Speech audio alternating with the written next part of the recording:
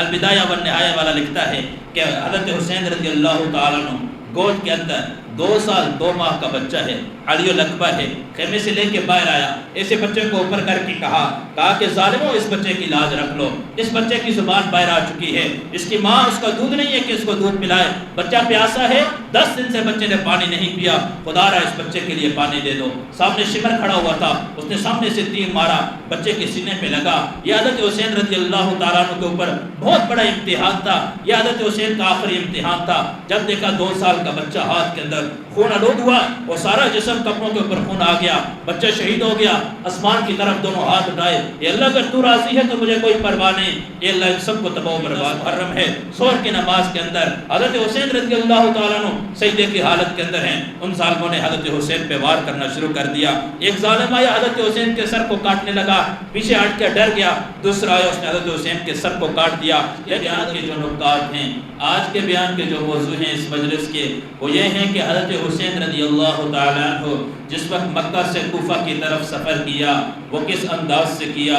قادسیہ کے مقام کے پہنچ کے جس وقت معلوم ہوا کہ آپ کے چچا زاد مسلم بن عقیل کو شہید کر دیا ہے، اس کے بعد حضرت حسین رضی اللہ تعالیٰ عنہ کا مشورہ ہوا اور اس میں کیا باتیں ہوئی۔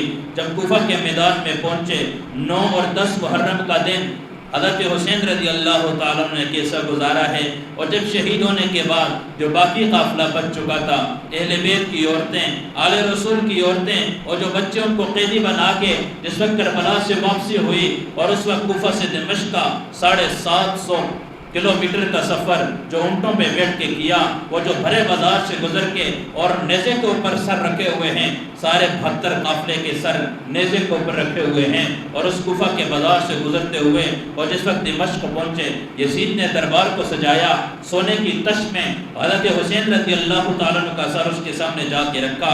وہاں بی زینب رضی اللہ تعالیٰ عنہ نے کس جرأت مندی کے ساتھ خطبہ دیا، یزید کو کن الفاظ کے ساتھ للکارا۔ پھر زین العابدین چھوٹے بچے تھے، 12 سال کی عمر ہے، اللہ نے خطابت اس آل رسول کی گود کے اندر رکھی ہوئی ہے، خطابت کی حضرت زین العابدین نے خطبہ دیا۔ اس کے بعد وہاں یزید کی ندامت کیا تھی، پھر یزید نے وہاں سے اہل بیت کو، آل رسول کو مدینہ کی طرف روانہ کیا۔ مدینہ میں آل رسول کے استقبال کیسے ہوا، وہاں جس وقت داستان کربلا حضرت زینب رضی اللہ تعالیٰ عنہ نے سنائی، مدینہ کی گلیوں کے اندر کیا شور بچا تھا۔ پھر اس کے بعد بی بی زینب جب نبی علیہ السلام کے روزے پہ جا کے اللہ کے نبی کو بتایا کہ آپ کے نواسے کے ساتھ کربلا کے میدان کے اندر تپتی ہوئی ریت پہ آج آپ کے نواسے کو، اس نواسے کو جس کو آپ اپنے کندھے پہ بٹھا کے سواری دیا کرتے تھے، آپ کا وہ نواسا جو سب سے لاڈلا تھا، آپ ممبر رسول پہ ہوتے تھے، آپ اپنے پاس اس کو بٹھا دیتے تھے، یا رسول اللہ آج اس کے پاس کفن نہیں ہے، آپ اس کو زمین نہیں ہے جس کے اندر اس کو دفن کیا جائے، آج اس کا دھڑ جو ہے کربلا کے میدان کے اندر پڑا ہوا ہے، اس کا سر دمشق کے اندر پڑا ہوا ہے۔ جب بی بی زینب نے اللہ کے نبی کے روزے پہ جا کے کربلا کی ساری داستان سنائے، اس وقت بی بی زینب کا بے ہوش ہو جانا آج کے میدان، آج کی اس مجلس کے اندر، آج کے اس بیان کے اندر ان موضوعات میں گفتگو ہوگی۔ پھر آخری 5 منٹ جو ہوں گے وہ آپ کے سامنے کہ واقعہ کربلا سے مجھے اور آپ کو کیا سبق ملا ہے، میں نے اور آپ نے واقعہ کربلا سے کیا سبق حاصل کیا ہے، آخری 5 منٹ اس پہ بات ہوگی۔ میرے عزیز بھائی اور دوستو، گزشتہ جمعے میں باقی واقعہ ہو چکا تھا۔ آج جب حضرت حسین رضی اللہ تعالیٰ عنہ جس وقت مکہ سے جس وقت کوفہ کا سفر کیا، سارے صحابہ سے مشورہ کیا، صحابہ نے روک دیا، بات ہو چکی تھی، مسلم بن عقیل کو بھیجا، ان کا خط آ چکا تھا، حالات درست ہیں، 18,000 ان کے ہاتھ پہ بیت کر چکے تھے۔ اس کے بعد یہاں سے حضرت حسین مشورہ کر کے چلتے ہیں، 7 اہل بیت بھی ہیں، 72 اہل بیت ہیں، باقی دائیں بائیں سے صحابہ بھی حضرت حسین رضی اللہ تعالیٰ عنہ کے ساتھ چلتے ہیں۔ چلتے چلتے جب قادسیہ کے مقام پہ پہنچتے ہیں، وہاں معلوم ہوتا ہے کہ حضرت مسلم بن عقیل کو شہید کر دیا ہے۔ جب مسلم بن عقیل نے وہاں پہ اپنے ہاتھ پہ بیت لینا شروع کر دی، یزید کو جب پتہ چلا کہ حالات بگڑ چکے ہیں، حالات خراب ہو چکے ہیں، سارے لوگ حسین کے ہاتھ پہ بیت کر رہے ہیں، سارے لوگ مسلم بن عقیل کے ہاتھ پہ بیت کر رہے ہیں، اس نے فوراً جو کوفہ کا گورنر تھا نعمان بن بشیر رضی اللہ تعالیٰ عنہ فوراً ان کو معزول کر کے وہاں عبیداللہ بن زیاد جو ظالم تھا، فاسق تھا، زانی تھا، اس کو گورنر بنا دیا. کہا سارے کے سارے حالات درست نے کرنے ہیں. اب جیسے عبیداللہ بن زیاد نقاب کر کے آتا ہے، کوفہ کی ساری گلیوں پہ، سڑکوں پہ اس نے چکر لگایا اور ہر جگہ یہ اعلان کر دیا جو مسلم بن عقیل رضی اللہ تعالیٰ عنہ کے ہاتھ پہ بیعت کرے گا یا جو ان کو ٹھکانہ دیں گے اس کو قتل کر دیا جائے گا. کوفہ کے لوگ غدار تھے، کوفہ کے لوگ ڈرنے والے بزدل تھے. جب دیکھا مسلم بن عقیل رضی اللہ تعالیٰ دیکھا کہ یہ پھرنا شروع ہو چکے ہیں، کوفہ کے لوگ ڈر کے فوراً اپنی بیعت توڑ دی. پہلے دن صف کے اندر نماز پڑھنے والوں کی تعداد 18,000 ہے، دوسرے دن 12,000 ہے، تیسرے دن 6,000 ہے، پانچویں دن 4 آدمی نماز کے لیے رہ چکے ہیں. خط لکھتے ہیں حضرت حسین کو، یزید تمیمی رضی اللہ تعالیٰ عنہ یہ آتے ہیں اور قادسیہ کے مقام پہ حضرت حسین رضی اللہ تعالیٰ عنہ کے ہاتھ میں وہ خط دیتے ہیں. وہ خبر بھی آ چکی ہے کہ مسلم بن عقیل کو شہید کر دیا ہے. حضرت حسین اہل بیت کو جمع کرتے ہیں. مسلم بن عقیل کے 4 بیٹے تھے اس جنگ کے اندر، کربلا کے میدان کے اندر. ان کو جمع کرتے ہیں، بتاؤ بیٹو کیا ہونا چاہیے، آپ ہمیں بتائیں، مشورہ دینا چاہیے. مسلم بن عقیل کے بیٹوں نے کہا اے اللہ کے نبی کے نواسے، ہم یوں واپس نہیں جاتے، ہم واپس نہیں جاتے.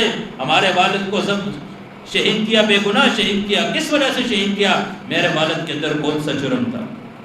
کیا والد نے کسی کو جان بوجھ کے قتل کیا تھا جس کی وجہ سے قتل کیا؟ کیا میرے والد نے زنا کیا تھا جس وجہ سے قتل کیا ہے؟ کس جرم کے اندر ہمارے والد کو قتل کیا گیا ہے؟ ہم قصاص لیں گے، ہم یوں واپس نہیں جاتے. حضرت حسین رضی اللہ تعالیٰ نے کہا ٹھیک ہے جاتے ہیں. جا کے حالات معلوم کرتے ہیں.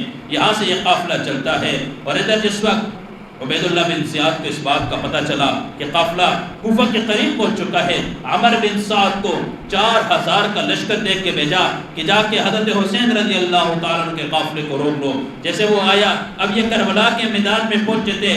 یہی آج 10 محرم ہے، 9 محرم کا دن تھا اور یوں کربلا کے میدان میں یہ 10 دن حضرت حسین رضی اللہ تعالیٰ نے بڑے سخت گزارے ہیں. کربلا کے میدان کے اندر سب سے پہلے عبیداللہ بن زیاد کا حکم تھا کھانا پینا بند کر دو. 4,000 کا لشکر عمر بن سعد کے ساتھ بھیجا، کہا کہ جا کے اس قافلے کو روک لو. آپ اندازہ لگائیے، ایک طرف 72 اہل بیت ہیں، 150 کا قافلہ بھی نہیں ہے اور ان کے ساتھ اسلحہ بھی کچھ نہیں ہے، کوئی ان کے پاس انتظامات نہیں ہیں. دوسری طرف سے حاکم وقت بھی ہے، اس کے بعد اسلحہ بھی ہے. 4,000 فوجیوں کا دستہ بھیجتے ہیں کہ جا کے اہل بیت کا 150 کا مقابلہ کرنا ہے. اب جیسے یہ آتے ہیں کربلا کے میدان پہ پہنچتے ہیں، یہاں سے یہ لشکر آ گیا، اس طرف سے یہ پہنچا گئے. اب آپس میں آمنا سامنا ہوا تو حضرت حسین رضی اللہ تعالیٰ عنہ عمر بن سعد کے پاس جاتے ہیں. کہا کہ 3 باتوں کا مجھے اختیار دیا جائے، میں 3 باتیں آپ کے سامنے پیش کرتا ہوں. حضرت حسین رضی اللہ تعالیٰ عنہ کا کربلا کے میدان میں یہ بات تھی. سب سے پہلے خطبہ انہوں نے دیا تھا حضرت حسین رضی اللہ تعالیٰ عنہ نے. کہا مجھے یہ بتاؤ کہ کوفہ میں اپنی مرضی سے آیا تھا یا آپ لوگوں نے مجھے بلایا تھا؟ میں تو آنا ہی نہیں چاہ رہا تھا. آپ کے 12,000 خطوط میرے پاس آئے تھے، سارے کے سارے کوفہ والے انکار کر بیٹھے کہ ہم نے تو آپ کی طرف کوئی خط نہیں لکھا.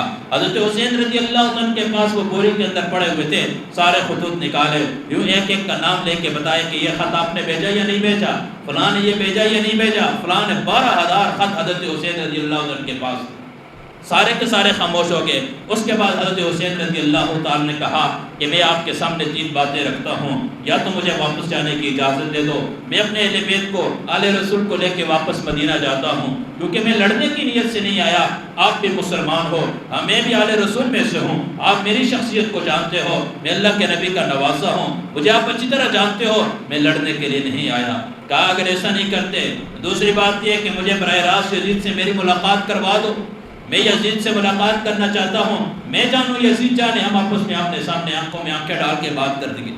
وہ حضرت امیر معاویہ رضی اللہ تعالیٰ عنہ صحابی رسول کا بیٹا ہے، میں اس کی آنکھوں میں آنکھیں ڈال کے بات کروں گا. بتا مجھے تو جانتا ہے یا نہیں جانتا، بتا میری شخصیت کو تو جانتا ہی نہیں جانتا، میں اس سے بات کرنا چاہتا ہوں. تیسری بات یہ ہے، اگر یہ بات بھی نہیں مانتے پھر مجھے کسی کفار والی طرف نکال دو، کسی کفار کے ملک کی طرف مجھے نکال دو تاکہ میں آپ سے لڑائی نہ کروں. اگر میں مروں تو کسی کافر کے ہاتھ سے مروں، کسی مسلمان کے ہاتھ سے میری لاش نہ اٹھے، کافر کے ہاتھ سے میرا جنازہ نہ اٹھے، مسلمان کے ہاتھ سے میرا جنازہ نہ اٹھے. میں کافروں کے ساتھ لڑنا چاہتا ہوں، میں مسلمانوں کے ساتھ لڑنا نہیں چاہتا، مجھے کسی کافروں کے ملک کی طرف نکال دو.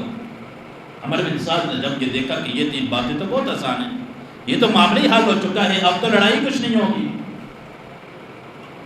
انہوں نے خط لکھا عبیداللہ بن زیاد کو، کہا کہ حضرت حسین رضی اللہ تعالیٰ عنہ مان گئے، 3 باتوں انہوں نے ہمارے سامنے پیش کی ہیں۔ پہلی بات یہ ہے کہ میں یزید سے ملاقات کرتا ہوں۔ دوسری بات ہمیں واپسی کا ارادہ، ہمیں واپس بھیج دو۔ تیسرا کہا کسی کافروں کے ملک کی طرف مجھے نکال دو، اب تو لڑائی کی گنجائش باقی نہیں ہے۔ اور عبیداللہ بن زیاد خود ظالم فاسق تھا، اس کے پاس اس کا نائب بیٹھا ہوا تھا شمر ذوالجوشن، یہ بہت ظالم انسان تھا۔ اس نے عبیداللہ بن زیاد کو کہا حضرت حسین کو جانے نہ دینا، یہ گیا تو اپنے ساتھ بہت بڑا قافلہ لے کر آئے گا، آپ اس کو بولو کہ پہلے میرے ہاتھ پہ بیعت کر دو، اگر آپ کے ہاتھ پہ بیعت کر دے پھر اس کو جانے کی اجازت دے دو۔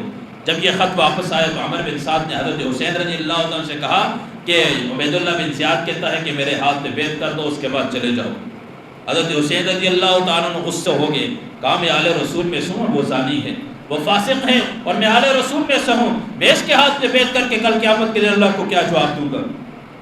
کل قیامت کے دن میں نے اللہ کے سامنے پیش ہونا ہے، سارے کے سارے لوگ میرے پیچھے آ رہے ہیں، اگر میں اس کے ہاتھ پہ میں یزید کے ہاتھ پہ بیعت نہیں کرنا چاہتا، یہ تو اس سے 10 درجے نچلا آدمی ہے، یہ تو زانی اور فاسق اور فاجر انسان ہے، میں اس کے ہاتھ پہ کیسے بیعت کروں؟ کہا ایسا نہیں ہو سکتا۔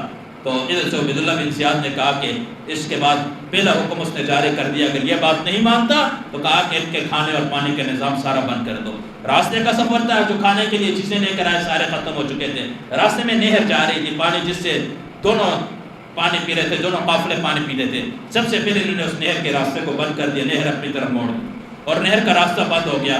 10 دن حضرت حسین رضی اللہ تعالیٰ کو کھانے کے لیے اور پینے کے لیے کچھ نہیں ملا، 10 دن کے پیاسے ہیں، لیکن جرأت ہے، غیرت ہے کہ ظالم کے ہاتھ پہ بیعت نہیں کرنی، ظالم اور فاسق اور فاجر کے ہاتھ پہ بیعت نہیں کرنی۔ میں اور آپ کیا کرتے ہیں؟ ہمارا ایمان کیا ہے؟ کوئی تھوڑی سی لالچ دے دیتا ہے، نہیں دیکھتے اس کا کردار کیسا ہے، نہیں دیکھتے یہ ظالم ہے، فاسق ہے، فاجر ہے، بے نمازی ہے، کس قسم کا ہے، فوراً اس کے نام پہ ووٹ کر دیتے، نہیں جی یہ اچھا، اس نے میرے سے اچھائی کی ہے، بھائی یہ دیکھو اس کا کردار کیسا ہے، یہ کس قسم کا انسان ہے، یہ کس قسم کے انسان ہے۔ تو حضرت حسین رضی اللہ تعالیٰ عنہ نے اس کے ہاتھ پہ بیعت نہیں کی۔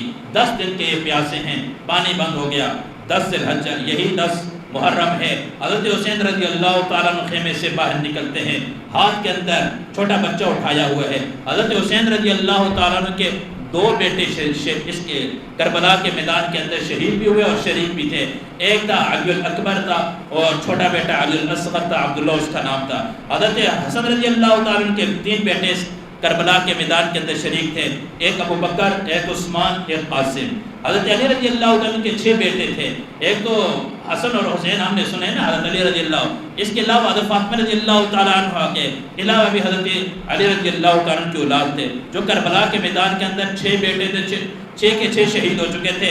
ایک حضرت حسین رضی اللہ تعالیٰ عنہ، حضرت جعفر رضی اللہ تعالیٰ عنہ، حضرت عبداللہ، محمد، ابو بکر اور عثمان، اور مسلم بن عقیل رضی اللہ تعالیٰ عنہ کے 4 بیٹے شریک تھے، چاروں کے چاروں شہید ہوئے تھے۔ عبد الرحمن، عبداللہ، مسلم بن عقیل، یہ بھی ان کے بیٹے کا نام ہے، اور محمد، یہ چاروں کے چاروں شہید ہو چکے ہیں۔ لیکن ہر ایک کی شہادت کی عجیب عجیب داستان ہے، آپ تاریخ اٹھا کے دیکھیں، البدایہ والنہایہ اٹھا کے دیکھیں، بڑی تفصیل سے اس کے اندر واقعہ کربلا کو انہوں نے نقل کیا ہے اور بڑے انداز سے، اچھے انداز سے نقل کیا ہے۔ البدایہ والنہایہ تاریخ کی یہ وہ کتاب ہے کہ جس کتاب کو ہر آدمی پڑھ سکتا ہے، باقی تو اس کے علاوہ تاریخ کی بہت سی کتابیں ہیں، ہر کتاب کا مطالعہ نہیں کر سکتے، کوئی کس نے لکھی ہے، کوئی کس نے کس انداز سے لکھی ہے، لیکن زیادہ علماء کے اتفاق ہے کہ البدایہ والنہایہ جو کتاب ہے یہ بہت زبردست ہے، عربی کے اندر ہے، عربی کے اندر ہے، لیکن اس کے اندر جو باتیں لکھی گئی ہیں بالکل حق اور سچ لکھی ہوئی ہے، ایک ایک بات صحیح انداز سے لکھی ہوئی ہے۔ البدایہ والنہایہ والا لکھتا ہے کہ حضرت حسین رضی اللہ تعالیٰ عنہ گود کے اندر 2 سال 2 ماہ کا بچہ ہے، علی الاکبر ہے، خیمے سے لے کے باہر آیا، ایسے بچے کو اوپر کر کے کہا کہ ظالموں اس بچے کی لاج رکھ لو، اس بچے کی زبان باہر آ چکی ہے، اس کی ماں اس کا دودھ نہیں ہے کہ اس کو دودھ پلائے، بچہ پیاسا ہے، 10 دن سے بچے نے پانی نہیں پیا، خدا را اس بچے کے لیے پانی دے دو۔ سامنے شمر کھڑا ہوا تھا، اس نے سامنے سے تیر مارا، بچے کے سینے پہ لگا۔ یہ حضرت حسین رضی اللہ تعالیٰ عنہ کے اوپر بہت بڑا امتحان تھا، یہ حضرت حسین کا آخری امتحان تھا، جب دیکھا 2 سال کا بچہ ہاتھ کے اندر خون آلود ہوا اور سارا جسم کپڑوں کے اوپر خون آ گیا، بچہ شہید ہو گیا، آسمان کی طرف دونوں ہاتھ اٹھائے، یہ اللہ اگر تو راضی ہے تو مجھے کوئی پرواہ نہیں، یہ اللہ ان سب کو تباہ و برباد کر۔ حضرت حسین رضی اللہ تعالیٰ عنہ کی یہ بددعا ایسی لگی، اللہ نے دنیا کے اندر ان کا انجام ایسا کیا، ایک ایک کو اللہ نے ذلیل اور تباہ و برباد کر دیا۔ آپ دیکھیں نا، اندازہ لگائیے، 2 سال کا بچہ ہے، ہاتھ کے اندر اٹھایا ہوا ہے، اور ان کے سامنے واسطہ بچے کا دے رہے ہیں کہ مجھے نہیں پانی دیتے، میری نسبتوں کی لاج نہیں رکھتے، کم از کم اس بچے کی لاج رکھو، 2 سال 2 ماہ کا بچہ ہے، اس کی لاج رکھو، اس کو کم از کم پانی دے دو، اس کی زبان باہر آ چکی ہے۔ ان ظالموں نے اس کو بھی شہید کیا۔ اور اس کے بعد حضرت حسین نے جب دیکھا خیمے جلانا شروع کر دیے ہیں، ظلم کی داستان شروع ہو چکی ہے، ظہر کی نماز کا وقت ہے، یہی 10 محرم ہے، ظہر کی نماز کے اندر حضرت حسین رضی اللہ تعالیٰ عنہ سجدے کی حالت کے اندر ہیں، ان ظالموں نے حضرت حسین پہ وار کرنا شروع کر دیا۔ ایک ظالم آیا حضرت حسین کے سر کو کاٹنے لگا، پیچھے ہٹ کے ڈر گیا، دوسرا آیا اس نے حضرت حسین کے سر کو کاٹ دیا، لیکن حضرت حسین شہادت سے پہلے 88 آدمی ان کے مار کے، صرف ایک آدمی حضرت حسین تھے، 7 حضرت عباس تھے، ان کے بھائی تھے، یہ دونوں گئے اور انہوں نے 88 آدمی ایک دن کے اندر ان کے مار دیے۔ اتنے بہادر تھے، آپ اندازہ لگائیے، 10 دن کھانے کو کچھ نہیں ملا، 10 دن پینے کو کچھ نہیں ملا، 10 دن کے بھوکے پیاسے ہیں، 10 دن سے اپنے بچوں کی شہادتیں دیکھ رہے ہیں، 10 دن سے دیکھ رہے ہیں ہماری عورتوں کو ذلیل کیا جا رہا ہے، ہماری عورتوں کے ساتھ کیا معاملہ ہو رہا ہے۔ اس نڈھالی کی صورت کے اندر ایسے لڑائی کر رہے تھے۔ پھر 10 محرم کا دن تھا، آپ 10 دن حضرت حسین وہاں رہے، لیکن 10 دن حضرت حسین کے قافلے کی کسی ایک کی ایک نماز بھی قضا نہیں ہوئی۔ میں اور آپ دیکھیں، ہماری نمازیں ہم نعرے لگاتے ہیں کہ ہم حسینی ہیں، یا حسین کے نعرے لگتے ہیں، لیکن دکھ سے کہہ رہا ہوں حضرت حسین کی نقش قدم پہ نہیں چلتے، حضرت حسین کے نقش قدم پہ نہیں چلتے۔ آیا حسین یا حسین کے نعرے ہیں، لیکن ان کے نقش قدم پہ نہیں چلتے۔ اب میں سے کون ہے جو نماز کے اہتمام کر رہا ہے؟ حضرت حسین رضی اللہ تعالیٰ عنہ، 10 محرم ہے، نماز کا وقت ہے، ظہر کی نماز کے اندر ان کے سر کو جدا کیا جا رہا ہے، پھر بھی نماز کی حالت کو انہوں نے مارا، ویسے نہ مار سکے، جدا کیا، اور اس کے بعد یہ سمجھے ہم فاتح ہو چکے ہیں۔